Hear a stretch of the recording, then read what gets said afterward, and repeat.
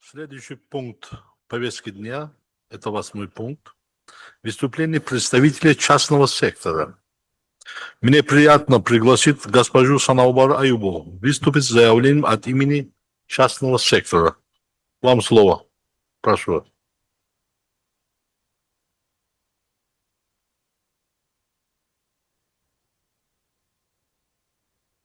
Honorable Chairperson, distinguished delegates, esteemed guests, it is a great honor for me to take the floor on this opening day and to welcome you all to my homeland, Tajikistan. I am deeply grateful to the private sector consultation for entrusting me with the duty of delivering this opening statement as their spokesperson. I'm a co-founder of Lean Solutions company based in Tajikistan. Together with our team, we work across Central Asia, implementing best practices in manufacturing for heavy industry, pharmaceuticals, textiles, and agri-food systems. Our mission is to design projects along the entire value chain, integrating not only functions, but also interests of governments, international institutions, the private sector, and communities into scalable solutions. Success in Central Asia comes from resilience and long-term commitments. It requires a deep immersion into the culture and mentality of the region to truly understand that what sustains our societies is the density of trust between people, the networks they build across differences, the norms of reciprocity that emerge when communities know each other well enough to rely on one another, and the civic habits that quietly accumulate into a foundation a society can lean on. We are deeply concerned with the challenges of climate change, the ethics of doing business, conscious consumption, and the minimization of carbon footprint. I remember that over many years, despite the crises in our country, my father always placed sincere trust in the actions of our national leader, affirming that he is a leader of remarkable resilience and strategic vision. This is how trust works, and we can see that the sense of responsibility not only for his own nation, but also for humanity as a whole, is expressed in the long-term values he stands for, including on the international stage. The water agenda has become the calling card of Tajikistan. Policies addressing climate-related risks such as water scarcity, forest fires, dust and sandstorms are of paramount importance as they further deepen the vulnerability of agri-food systems through climate change, biodiversity loss, and land degradation. Agriculture is humanity's oldest activity and remains the most vital sector of any nation, even with the technological lead held by some over others. FAO, as an institutional organization in agriculture, has accumulated a vast knowledge throughout its history, which helps both farmers in Tajikistan and one in Sri Lanka to learn risks and opportunities. It is time to combine FAO's global expertise and convening role with the private sector's on-the-ground experience. The sector must better demonstrate its scalability and business value. Enough of isolated pilot projects. We need to move towards comprehensive, full-scale actions that encompass the interests of all market players and create socially sustainable, institutionally strengthening programs for the real economy. Agri-food challenges are no longer independent but interact with each other. The growing role of regenerative agriculture, tackling overproduction and introducing practices of responsible consumption. It is not enough to produce, it is equally important to distribute fairly and to maintain adequate stocks of key food commodities.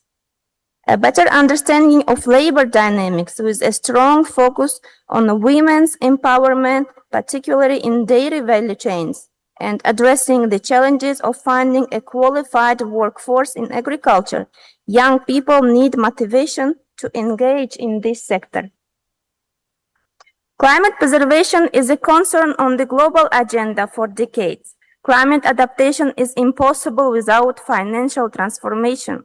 This means that the financial architecture must evolve so that resilience becomes its core, not a separate segment.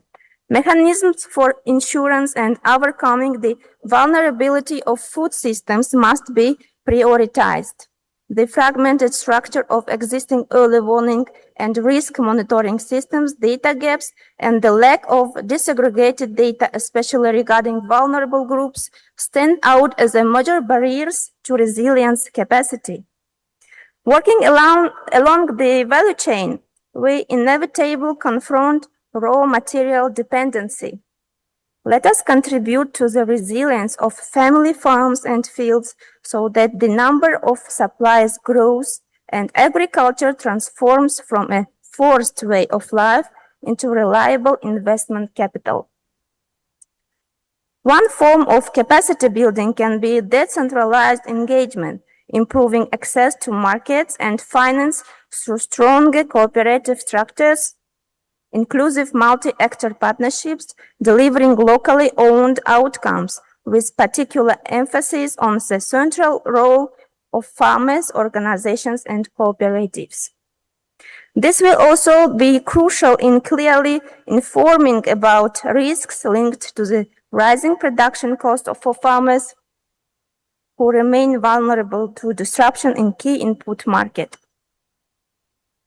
The next challenge is ensuring the availability of sufficient data. Today, thanks to technology, we have all the tools for collecting and processing information to identify imbalances between food deficits and surpluses, as well as gaps in sectors requiring investment and special efforts. The challenge lies only in adapting these tools to local digital and infrastructural capacities. Innovative approaches achieve this by creating value for every link in the chain. As logisticians, lawyers, and buyers all emphasize, we must move towards a more flexible, incentive-based approach that better reflects market realities and stakeholder needs. Digitalization can become a key enabler, provided it is supported by the right incentives for farmer uptake, safeguards around data ownership, and growing attention to land governance. Here, an infinite variety of solutions opens up. Platforms for exchanging goods and services, green credits, trust funds, the private sector will scale them. What is needed are favorable conditions, institutional, infrastructural, policy, financial, quality standardization, and the promotion of organic practices to ensure food safety as the core area of collaboration. As a private sector, we stand behind three groups of strategic theses. First, responsible care and preservation of resources, natural assets and traditions while promoting climate resilient and low carbon practices. Second, from words to action, funding sources available for agriculture must be diversified and new models such as joint funds, pooled systems, green credits, and insurance should drive the transition towards more sustainable and lower carbon agri-food systems. And the third one, integrated digitalization, value flows shared among all stakeholders, woven into joint activity. My colleagues from the private sector will, throughout the conference, contribute their specific recommendations, reinforcing each other.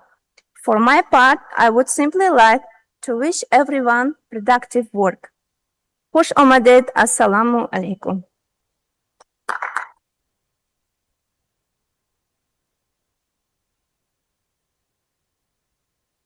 Благодарю вас, госпожа Санаубар Аюбова.